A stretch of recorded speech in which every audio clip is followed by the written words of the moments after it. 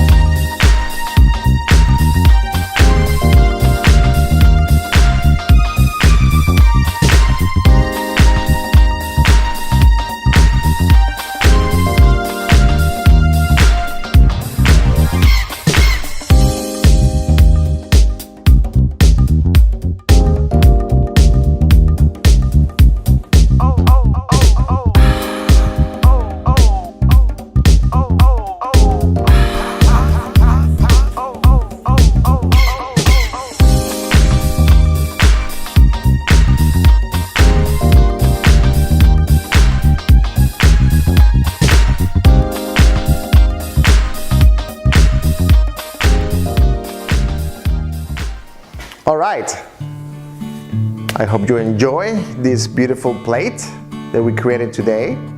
The roasted chicken with some spinach and sun-dried tomato cream sauce, the creamy mashed potatoes with roasted garlic, and the crispiness of the asparagus and the brightness of those asparagus give this beautiful color on it. So I hope you enjoy this and you learn how to do it.